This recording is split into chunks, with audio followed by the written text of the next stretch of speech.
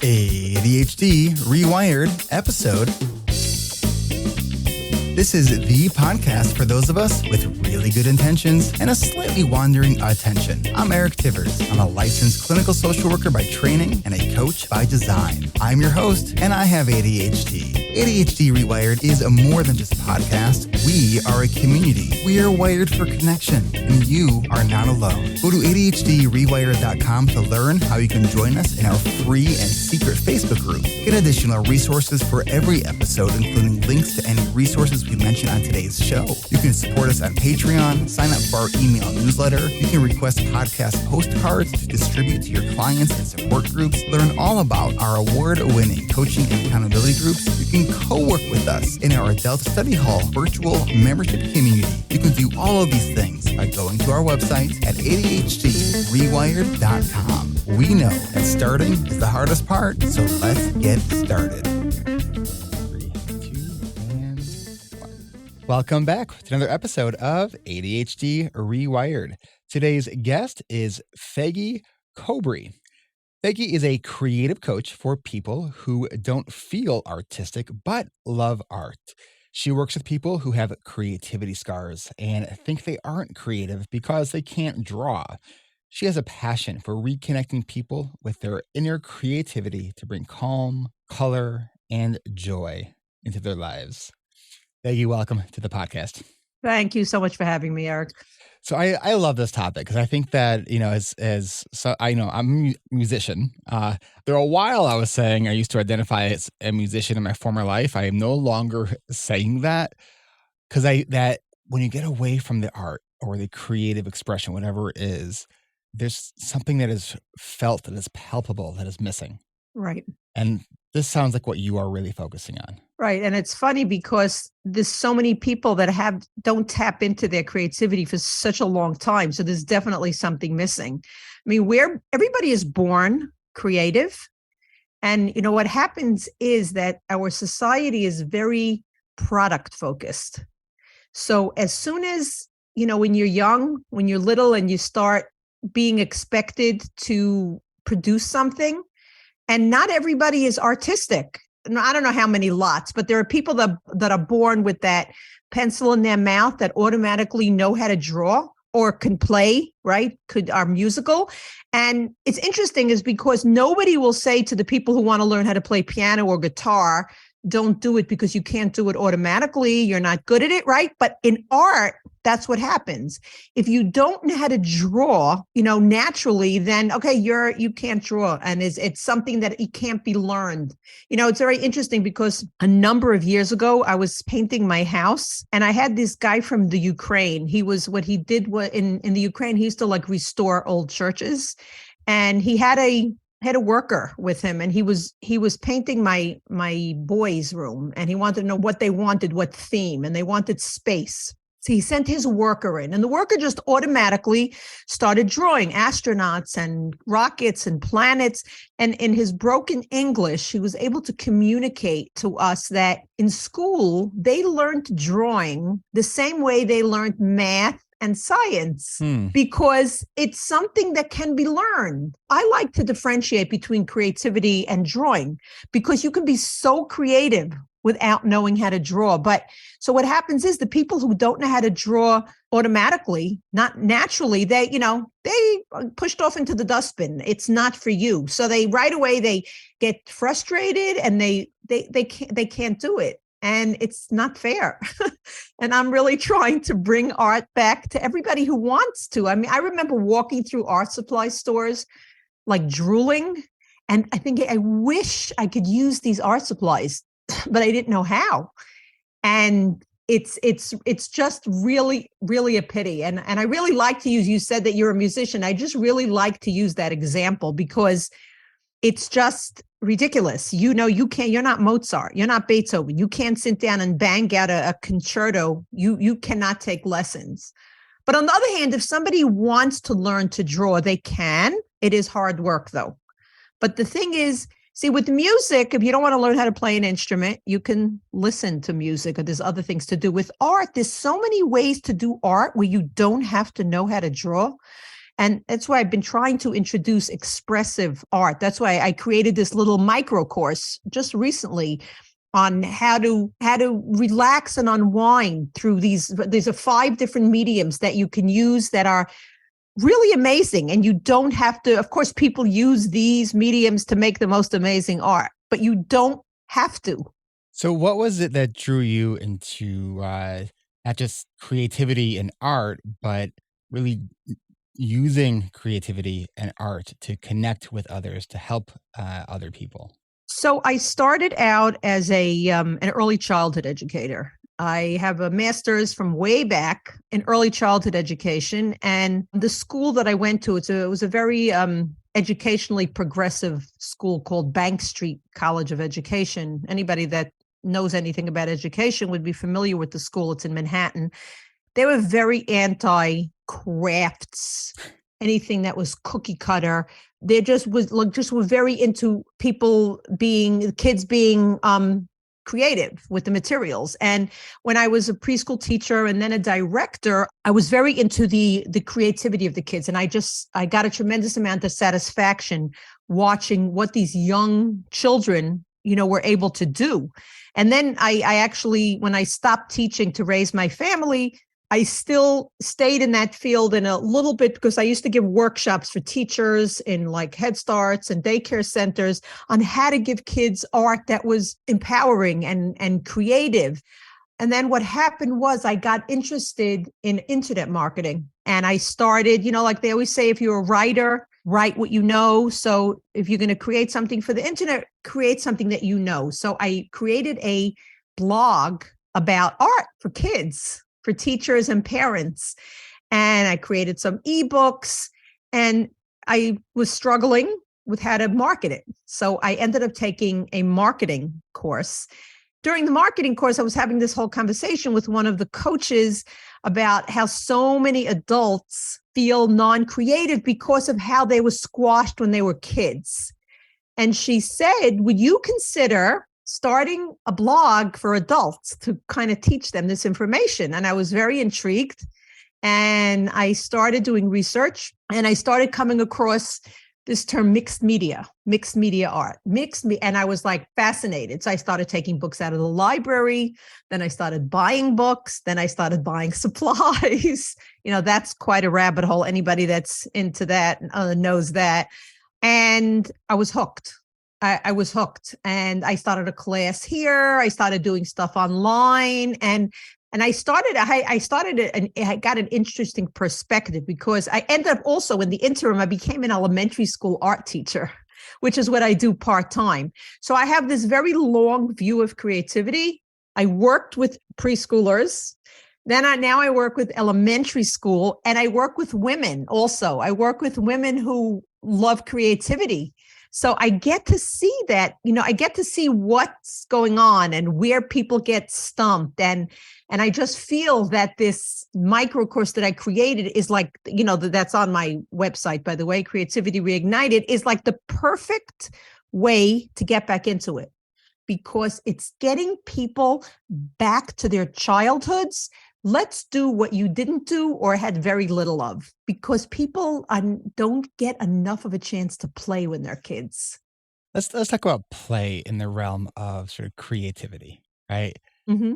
I heard a definition once. The idea of play is that you're doing it for no purpose other than the enjoyment of it.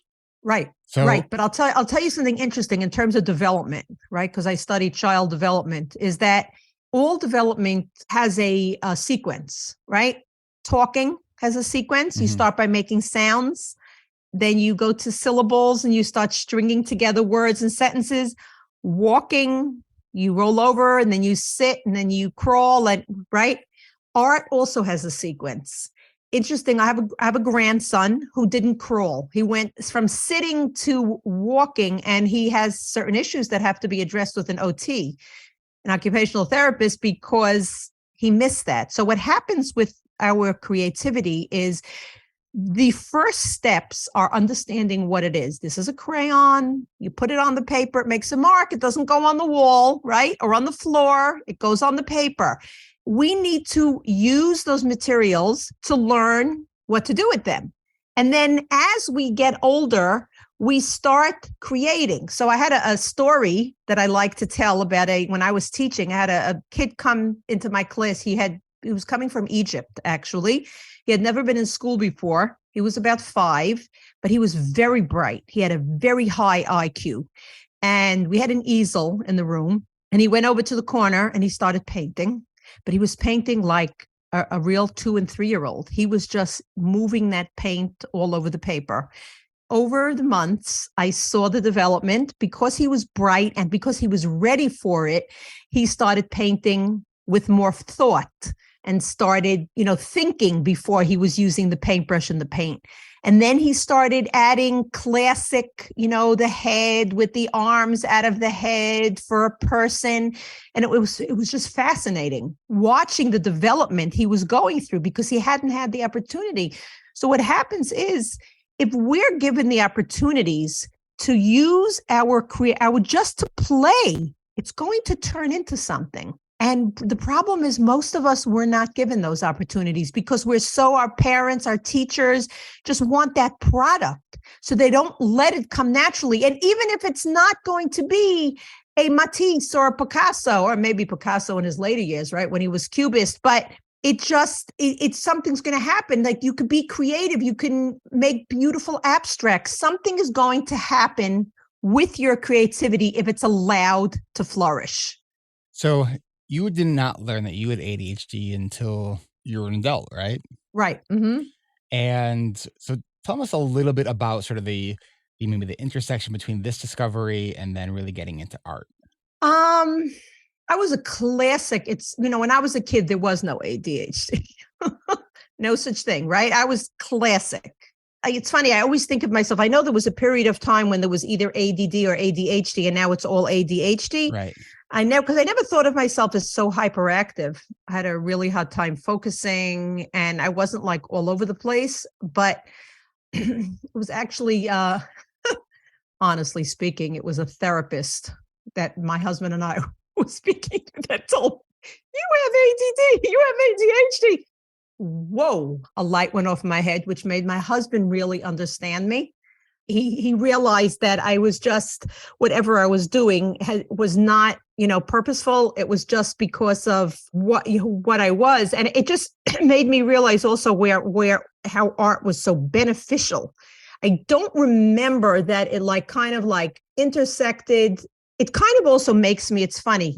What it helps is I'm an elementary school art teacher, but I do a very different kind of a program. A number of years ago, I discovered on Facebook a group about this kind of method. It's called TAB, Teaching for Artistic Behavior, and it's a choice-based program. What I have is kids doing painting, collage. Right now I introduced weaving. They're doing construction with cardboard. And I was just thinking to myself last week how a lot of people couldn't do this.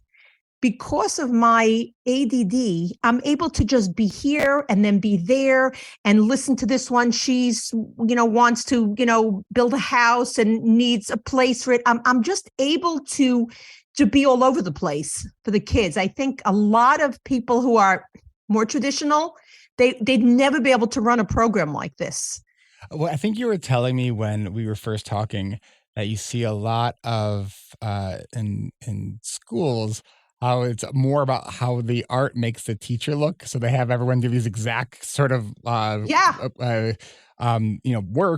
And I thought it was just a really interesting sort of concept that it's more of a reflection of the art teacher, or like the perception is there. And so there's not that sort of empowerment of kids to even use their creativity. So it's not a surprise, if this is happening for kids as adults, that when we have these creativity scars, especially with people with ADHD, who it's like, we're given the 3 directions, but we want to do it the 4th way. Right. Because those directions don't make sense. But we had this idea, and then, we can be punished for that expression of the idea because we weren't following directions. Right. I recently was telling somebody, is like, I don't consider myself an art teacher. I consider myself an art facilitator. Because like sometimes the kids will ask me, can you draw this or that? I say, no. What do you mean you're an art teacher? So, give me a picture. I can do maybe some kind of decent thing, but that's really what I am. I'm an art facilitator. And like when I think of what would I not have given when I was growing up to have something like this? I mean, how many kids? I tell these kids sometimes if they complain, sometimes I'll give them a requirement, which is rare. And I'll say to them, do you know what art is like in most other schools? If they even have art, the teacher holds up a picture and says, this is what we're doing. I try to get them to appreciate what they have. It's such an amazing thing, just art. There's so many different ways to do art. The reason I did this micro course is because I want people to get back into that playing. You need to get back into there without the fear of making mistakes and you're going to do something wrong because it's so baked into our psyche. All right, we're going to take a quick break. And when we come back, I want to dive into this discussion around creativity scars and how really tapping into creativity and maybe re-tapping into creativity can really help with our healing. So we will be right back. Ready, set, register. Our summer registration and kickoff event is just around the corner. You may be asking yourself, registration? I'll get to that in a little bit. While you may be listening to this on the podcast, we are more than just a podcast. Because support for this show comes from ADHD reWired's award-winning online coaching and accountability groups. Learn more at coachingrewired.com. If you want to learn how to prioritize your goals, to create to-do lists that makes sense to you, figure out what actually gets you activated to move forward with your goals, and build relationships with other adults with ADHD who truly understand you, then this group is for you.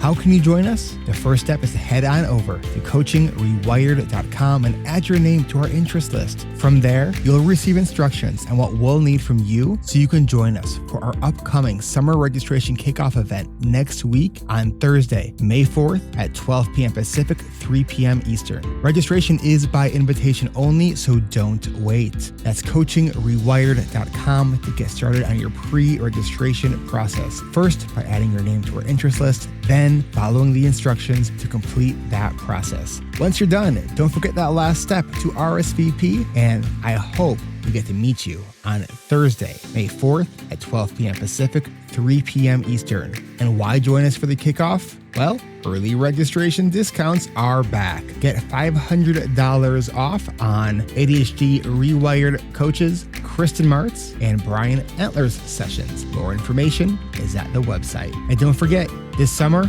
we're doing a little bit of a lighter load, so that means less spots are actually available, so don't wait. Go to coachingrewired.com.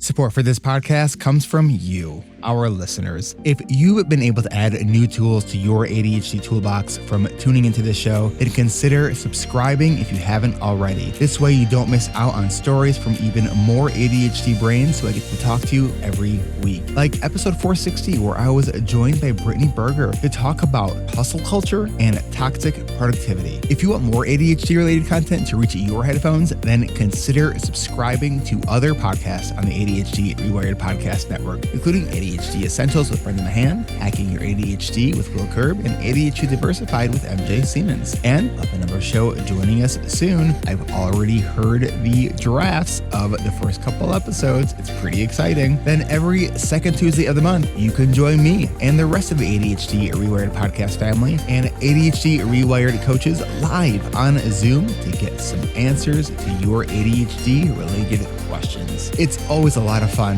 and we love being able to connect with everyone in real time. That's ADHDrewired.com to find everything ADHD reWired, including our podcast archives, show notes, co-working community, and other shows, upcoming events, and of course, our coaching groups. The website again is ADHDrewired.com. The only thing you might not find there is your keys. You should check your winter coat. It might be in there. All right, we are back with Faigie Kobre. All right. So creativity scars. I think this is like a term that I think I've seen more over the last handful of years. What is what are creativity scars? I actually got that term from a book.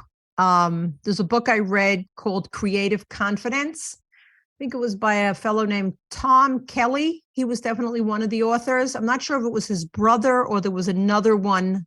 But even though we are adults, the problems we have with creativity is that we had scars as kids, and it's still, they're healing the inner child. There was a guy, John Bradshaw, I think it was. He wrote a very famous book, Healing the Child Within, because we're really all still children within, in some ways more than others. And those creativity scars are when we were not allowed to create the way we were that we really wanted to. And we were, especially people like us, right? Especially ADD people like us that just want to do our own thing. And I have a nephew. I remember he came home and told his mom, this was years ago, and he ended up dropping out of school in high school. The teachers, they keep bossing me around. They keep telling me what to do. It's very funny because he dropped out of school. He didn't do high school. He bought himself a Tesla recently. So he's doing okay. He's like 17, so you have those. Then you have people that are in maybe didn't have so much art when they were younger, so they didn't have those scars, but then they go into elementary school and they'll be told, you're no good in art. You're no good in art. You can't do this. This is not good. And you know what I've also realized is that sometimes people give themselves complexes by looking at what other people are doing also, right? So let's say they didn't get some of those negative comments from teachers and parents, but they look at their friend who knows how to draw, who does these really cool comics, and they can't do that. So that in itself, and just what they say, comparison is what, there's a famous expression. I think it's like the comparison is the thief of joy. Yes. Like that, Yes. When you compare yourself to others, you're going to come up wanting. And it's such an important thing to just learn to create and enjoy the process without worrying about what your friend is doing, what all the other artists. There's a very famous, you ever heard of the book, The Artist's Way by Julia Cameron? Mm-hmm. So she talks about all the ways people sabotage themselves, Look at what your friend is doing. Don't get started. She doesn't necessarily go into the childhood creativity scars, another well-known guy, Sir Ted Robinson. He has a famous probably TED Talk, one of the most watched TED Talks on creativity. And I read one of his books. I had done a lot of research on creativity. And he says that most people only recover after their education is over. Once we're finished with our education, and then we can start blossoming. Unfortunately, education is a very narrow, and ADD people don't do very well with very traditional education. Have you noticed? Well, I tell you, I was a student over the pandemic at a YouTube University for a while, and learning how to. Me and Bob Ross, we hung out some evenings I was kind of exploring some I was always like, I want to kind of get into painting, it's and so I made maybe 3 or 4 paintings that were pretty nice. I spent too much money on art and like paint supplies and I haven't picked any of them up in like a year and a half. But it is interesting. I while I enjoyed it, one of the things that I was like, the part that I actually didn't enjoy was similar to what I didn't enjoy when I used to be a gigging musician. And that was the tearing down when you're done, the cleaning up when you're done. As a keyboardist, as a piano player, like when I used to play in bands, I used to have 4 keyboards and I would have to make sure I can get into the house PA system. And it was always just like so much on the executive functions. And then by the time I was done with the gig, I was exhausted because it was, it was late and, we're partying a little bit. Well, that is so interesting that you said that because I hadn't tied it into ADD, but I have a majorly hard time cleaning up after an art session. What I find is I make a mess, and then the cleanup is a separate activity. Like when I'm in the mood, I have to get in there, and then I go and I clean up and I organize. I cannot clean up right afterwards. And I think it was recently that I realized it's an ADD thing. And for me, I was like, oh, these paintbrushes aren't cheap. And if you don't clean the paintbrushes right away, like you kind of ruin the paintbrushes. You stick them in water until you're ready.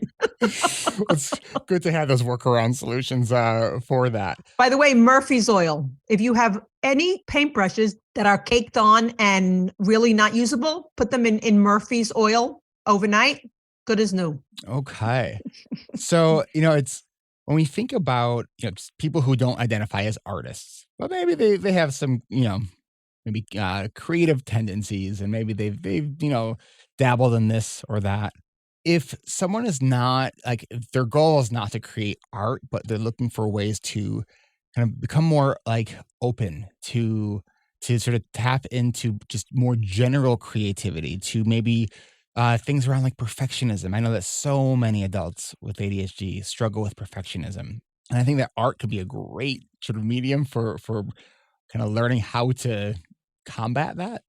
Yeah, Brene Brown talks about perfectionism a lot in her books. But the interesting thing that I do is that I have these, looking if I had one over here, I have the way I teach people to do art is in a book, in a journal, like in an art journal. Okay. Because when I first started, I was making things and I had like canvases and things floating all over the place. It's like, what do I do with it? But if you have everything in one place, then you can just go and work at it. You can even do writing in it. There's mixed media art journaling that people will do these very messy pages and then write over it. And there are many ways to be creative. You can be creative with cooking. You can be creative with writing. There's a lot of different ways to be creative.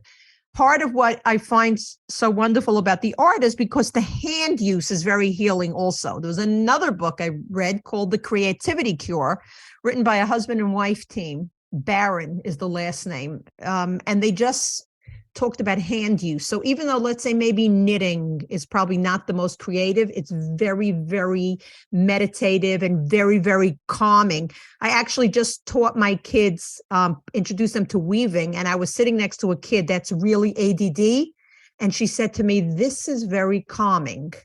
So when you have it in a book, you don't have to show anybody. So it is a way to do it. You can do doodling. Like the 5 mediums that I introduce are doodling, acrylic painting, watercolor painting, a collage, and alcohol inks. That's a new medium to a lot of people. But all of these mediums have a tremendous opportunity to go from very expressive, very just playful, to doing things, of course, that are extremely, extremely artistic. And I want to tell you something interesting, because a number of years ago, when I started a mixed media class in my house, I met a friend of a friend somewhere, and I had one of my art journals with me. And I said, oh, I'm looking to start a class, an art class. Would you like to join? She said, oh, me?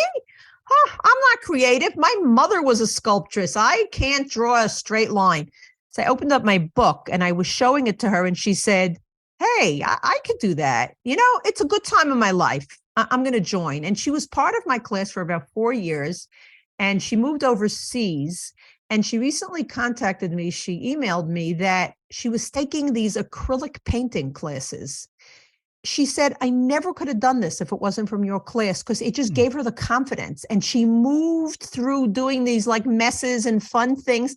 And now she got more interested. It kind of opens you up to let you see if you want to go forward, you like any of these mediums, you want to go somewhere else with it. There's a big, wide world out there. Like, it also during the pandemic, it was art had a real big comeback. Yeah. Not surprised. I mean, if I went out and made multiple trips to Michael's and got all those supplies, I figured I was not the only one. Oh, for sure.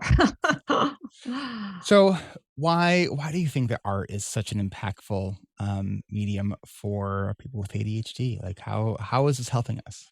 First of all, people with ADHD do very well with sensory activities. They give the kids in school, or even adults, right? They give them those balls to squish, sticking your feet and your hands in the sand, water. All of these things are very, very healing and meditative. And art lets you connect right away. There's nothing. I've done a lot of different activities with my group in mixed media art, and they say that there's something about the paint that meditative. I was just doing it last night. There's something about the paint on the paper or on the cardboard or whatever it is. There's just something about it. And, and then there's this one of the mediums that I teach is alcohol inks.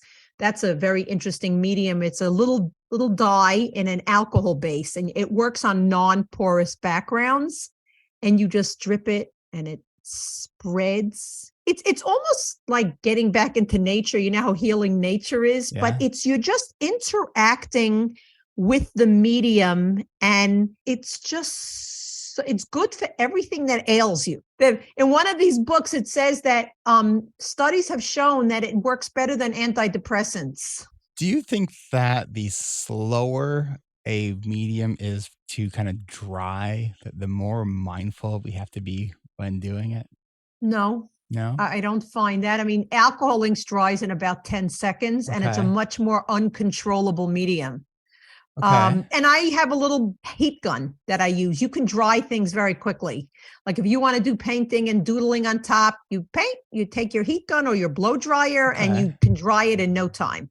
I attempted to do an oil painting during. I had no idea how long that takes to dry. Right. It was like a month. I would never. Right. That's why I would never do oil painting. Forget it. I was like, who has the patience for this? Like, I put it on a shelf, and a month later, it was still kind of wet. So I have a friend that's an artist, and she does these enormous outdoor paintings of birch trees and like lakes and stuff. I think what she does is she's constantly going to work on it. And then when she's finally finished, she just leaves it on her easel. But oil painting, that's the one that takes the longest. I mean, alcohol inks is the fastest, then comes watercolors, and then comes acrylic. None of them take a long time to dry, though. All right, let's take one more quick break, and when we come back, let's kind of explore how do we get started with art. So we will be right back. Hey there, you. Yeah, you. Are you constantly forgetting people's names? Often the very moment they tell you their name, you awkwardly call everyone buddy or pal or hey you just to cover it up? Well, then I have an amazing, not actually real solution for you. Introducing the Name Frame 3000. These non-existent high-tech glasses use ChatGPT 4 AI technology. They can actually sense introductions and automatically take pictures and capture this person's name 5 times faster than you can even forget a name. Yes, it's that fast. And with Bluetooth technology, it instantly pairs to your phone and has a built-in bone vibration speaker that only you will hear. When you put it into the oh shit, what's their name mode, your name frame glasses can quickly identify who you are looking at and will even whisper their name in your ear. Plus, with ChatGPT AI technology, it can not only tell you their name, it will remember what you talked about with them and will give you a question to ask them based on your last conversation with them. Now, you could forget about trying all those name association strategies where you get lost in your own thoughts trying to come up with clever names to remember your first cousin's new partner's name. The Name Frame 3000 can also help you get out of those really awkward moments when you look over at your lover and simply can't recall their name. It could do this if only it were something that were more than just a playful concept. But hey, isn't it fun to dream? But don't worry, while the Name Frame 3000 might just be a lighthearted joke, the help and support you get from the ADHD reWired community is absolutely real. Whether it's the podcast, Facebook group, coaching groups, adult study hall, or Patreon, we are here to help you embrace your ADHD brain and provide you with the genuine coping strategies, resources, and a whole lot of laughter. Join us on the ADHD reWired podcast for insightful interviews where you'll find helpful tips and a supportive community who understand the struggle of having an ADHD brain. So what are you waiting for? Head on over to ADHDrewired.com to subscribe and join us on this wild ride. And remember, even though the name Frame 3000 is just a playful idea, I actually wish someone would invent this because I would absolutely buy it. And that support and the camaraderie of the ADHD Rewired community is genuinely here for you. Hey, are you looking for people that you can body double with to get your most important tasks complete? Would it be helpful to work with other people to keep you on track with the next thing on your to-do list? Sometimes I do too, because when ADHD gets in the way of my most dreaded tasks, I've always found that working with others helps me to stay engaged, which is why we created our Adult Study Hall community at adultstudyhall.com. It's only $19.99 a month, and it's free to try for the first week. If you like working in time blocks and being able to check in real time to give updates on your progress, then you'll gain access to our ASH Plus, or Adult Study Hall Plus sessions, which are our themed and guided sessions that happen every week. But if working at your own pace is more your speed, then our 24/7 drop-in room, or ASH 24/7, is open to you 24 hours a day, 7 days a week. It is free to try for the first week and only $19.99 a month after that. Come work with us at adultstudyhall.com. All right, we are back. So, I think there's a lot of people listening who maybe they've been thinking about, exploring some creative pursuit. Even myself, like I sometimes surprise myself on that I can draw. If I'm looking at something, I can kind of draw it. And this is actually something I only recently discovered that I can do. I guess this is another COVID discovery. But I think for some of us, we don't know where to start. Where do you suggest starting? So it's very interesting. He said that there's a fellow that I follow. His name is Danny Gregory. He has an online course platform called Sketchbook School with a K. And he's an artist. He has a bunch of books. And he just recently put together his own animated video on YouTube. It's called The Artist Who Couldn't Draw by Danny Gregory, if you want to check it out. But he says, if you draw every day, your drawing will get better and better. It's really all about consistency. But what I will say is that I have discovered, like I said, I have this micro course on my website. It's Creativity Reignited, where I give a little short video on each of the mediums: acrylics, watercolors, doodling, collage, and alcohol inks. And I just show you what you could just choose one of them, or you can choose all of them. You don't have to spend a lot of money. None of these things are very costly. You could go into Walmart. I don't know if you're in the United States, but if you are, I'm sure there's a Walmart not too far from you. The cheap paints, the apple barrel paints, I pay 50 cents for them. You get some brushes and some paper. It's a very low threshold. Then, of course, once you get interested in it, and then you start, buying and buying. I don't go to Michael's that much anymore because they stopped their coupons. I used to get these great coupons from them. I get most of my stuff online. But if you go and you look at, let me see what acrylics is, let me see what watercolors is, let me look at collage, doodling, alcohol inks, let me just see. If you get this micro course, it'll just kind of start you in with like expressive art, because expressive art is really just about expressing it. Just get it out there, play with the colors. I think that's a great place to start. I think what happens is, first of all, there's a lot of people that are spectators as opposed to doers. There are people that watch countless art videos without ever picking up a material to create, right? So if you're listening to this and you're one of those people, get off your couch and go get yourself some materials, a book, and start creating. There's millions of YouTube videos. There's millions of courses you can purchase. I just think that my micro course is a good place to start because it's taking you back to where you should have started years ago and allowing you to play with materials, see if you like it enough, keep playing, and then you'll see where you want to go from there. What have been some of the maybe more surprising things that you've seen doing this work that you've been doing as you see people, kind of discovering their or rediscovering their sort of artistic just ways? What I find interesting is I was thinking about this recently, how I do this, like I mentioned, I do this very choice-based program in my classroom, but I was part of a membership. It was during the pandemic, actually, when I was doing classes with the kids online. So I needed more lessons. So I joined a membership where she was giving me lessons. So I really only used it then. But what I have discovered is that I have been using a lot of those kids' lessons for my adults. And I find that, adults don't necessarily get the same thing as kids. Like there's a website, The Art of Education, where I get a lot of ideas from.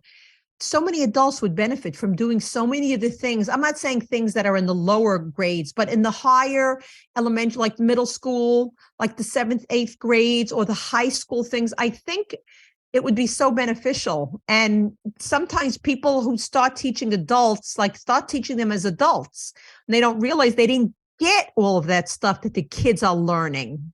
That was just a very interesting thing for me, that I'm able to give these kids things to adults, and they love it. So as a artist with ADHD, how do you know when a piece of work is done? One of the things I think people have to stop is to stop saying, I'm going to stop now because I'm going to ruin it, because it doesn't matter. You have to be able to take chances. So that's the good thing about doing things in a book, in an art journal. You could say, let me go on. What else can I do? And I think it's done when you can't think of anything else to do with it. So if you're doing something like I do in the abstract, in the expressive world, you're doing more abstract. So you could say, okay, let me see if I can add different colors to this. Can I add doodling to this? Can I maybe use it to cut up for collage? When you kind of stop, you say, I don't know what else to do with this, then it's done. Or you just like it. You say, oh, I just like the way that looks. But it's very important not to get scared that you're going to ruin it. So what's going to happen? What's going to happen? You can fix it up. Because I've seen that, because I do classes. I give classes also, like in-person classes, like parties. And I hear that a lot from people. So I'm going to stop now because I'm just going to ruin it. Not necessarily. Not necessarily. You gotta be brave, and just what else do you want to do with it? And then, and one of the important things is if you have the right color schemes, you're not much you can do wrong. That's very important. Like if you learn a little bit about color, and you know that you can't just throw all the colors onto it, you have to learn which are the colors that make mud, which of the colors go well together, then you'll be okay. Do you have any tricks to help us remember that? Yeah. So there's a color wheel. Okay. You have your 3 primary colors, red, blue, and yellow. Then you have those colors that are mixed from those colors are secondary colors. Okay. So yellow and blue makes green. Red and yellow makes orange. Red and blue makes purple. Okay. So then you have a color wheel and that shows you that. So the best way to know the best colors, just like in short, to use are the colors that are next to each other on the color wheels.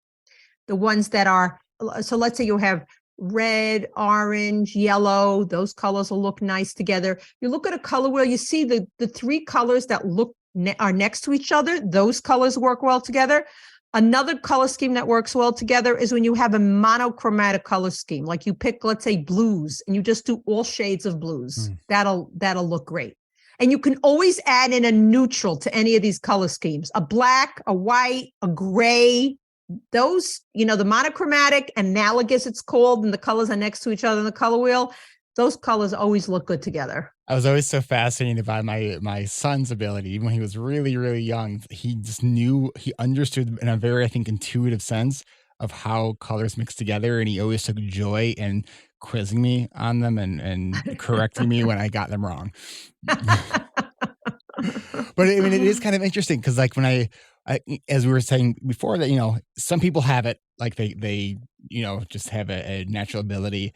For someone like my son who understood color, I think in a very innate sense. I remember a number of years ago, I was reading a college level music theory book. I'm a self-taught musician. I cannot even read music. I wish that I could, but I play by ear, right? But I was reading this very technical music theory book, and it all made sense to me. Like none of it like confused me at all.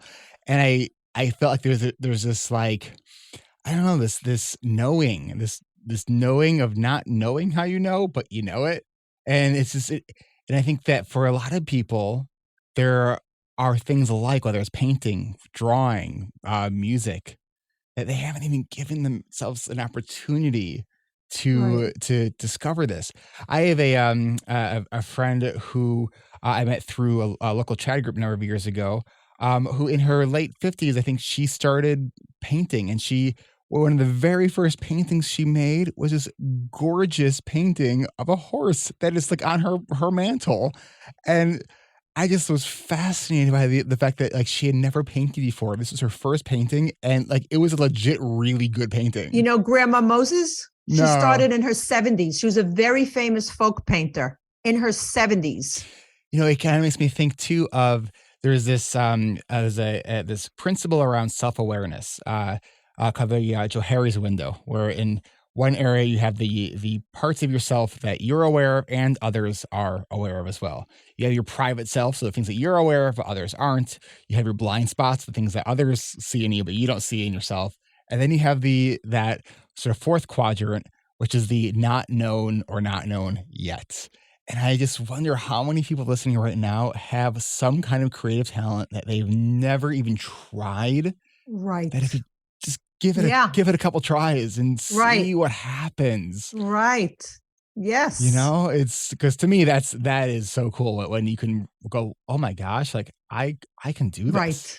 Right. There's so many things that we could do we don't know. It's just interesting listening to you talking about reading that very technical book, because that's a classic ADD thing, that when you're interested in something, because I'll listen to something like a speech that's a little bit more technical, my mind will go, but my kids used to laugh when I got into internet marketing. I would watch the most boring videos, and I was fascinated. Yes. You know, because when we like something and we have an interest in something, that's, you know. So when I first started really focusing on ADHD, you know, over a decade ago, like I've subscribed to the Journal of Attention Disorders, which is a scholarly, you know, kind of a white paper kind of journal, like boring as hell, dry as hell, like, you know, and I was fascinated by it because like this was what I was interested in. Right. So it's, you know, we can go in deep to anything we become interested in. Right. So tell people kind of how, I know you mentioned your website, but so what are these, you said these mini courses? So it's one, I call it a micro course because it's like really small. So if they go to my website, creativityreignited.com, right on there, it is a login for a free micro course, and you'll just have access to it. And it's just a short little course with little videos on it. There's actually 2 PDFs on non-art activities or creative activities to get your mind thinking. And it's just to get you started, to see what you're missing and what art can do for you. All right. So I'm trying to imagine right now, the listeners, maybe they're sitting there on their couch and they're like, oh, that sounds like a cool idea. They don't want to go down a rabbit hole right now, but maybe next to them, they have something to draw with. Can you give them maybe a prompt? So, yeah, because you'll in one of the mediums is doodling. And I have a couple of activities in the video of doodling that will give them some things to do. Give them a prompt right now so they can just go from the audio, the podcast. So what I have, I'll tell you what I have in, you see, it's very hard for me sometimes to think if I'm doodling, to think of what doodling marks to make. So I have included in this little course, I have like a sheet of 30 doodles that I prepared for them. So if you want to doodle, so one of the activities I gave them was making some kind of shape and then just filling it up with doodles. So they can do so. You could take a whole bunch of circles and make circles on the paper and overlap them. And then you're going to have a lot of different shapes. Fill them with doodles, you know, so you're not just, you know, whenever we're listening to something or speaking on the phone often, we just doodle. So here you'll just make something that could be really pretty, actually. Awesome. Yeah. The website is creativityreignited.com. Thank you so much for coming on and sharing kind of what you do with our listeners. And you know, I hope you are continuing to create and inspire others with their creativity. Thank you so much. Thank you for having me on. Thank you. This is Eric Tivers. Thank you for listening, and congratulations for making it to the end. ADHD Rewired is more than just a podcast. We are a community focused on learning, growing, and connection. The website is ADHDrewired.com. You can find time-stamped summaries and additional resources for each episode. Apply to join our free and secret Facebook community. Learn more about our award-winning intensive online video-based coaching and accountability groups. Join the Adult Study Hall virtual co-working membership community. Find all the other podcasts on the ADHD Rewired podcast network. Sign up for my email newsletter to get exclusive content that you won't hear anywhere else. And use the search tool to find episodes on specific topics. You can do all of this at ADHDrewired.com. While you're there, click on the Patreon button. If you are a regular listener, consider making a monthly contribution by becoming a patron. If you are able to financially support my work, it would mean a lot. This show is free to you, the listener, but it's not free to produce. Plus, patrons get cool perks like ad-free episodes and access to recordings of coaching calls, and $25 a month patrons can join me once a month for a group coaching call. You can follow me on Twitter at Eric Tivers. You can like our Facebook page at facebook.com/ADHDrewired. If you're a coach, therapist, or related professional, connect with me on LinkedIn at linkedin.com/Eric Tivers. Subscribe to ADHD Rewired on YouTube to see selective interviews and other videos I've made. Podcasts change lives. You can make a difference in someone's life by spreading the word about this podcast. Mention it in your online communities on Facebook, Twitter, Reddit, or wherever you hang out online. And be sure to share it with your friends, family, your therapists, your coaches, doctors, siblings, parents. And if you, your coach, therapist, doctor, or ADHD support group leader would like a pack of podcast postcards to hand out, you can request those at the website, ADHDrewired.com. If you are a member of CHAD, ADA, or any other ADHD support group, please be sure to tell them about this show and all of the shows on the ADHD Rewired podcast network. You can even show them how to download it on their phone. And if you really loved this particular episode, please hit share on your podcast player.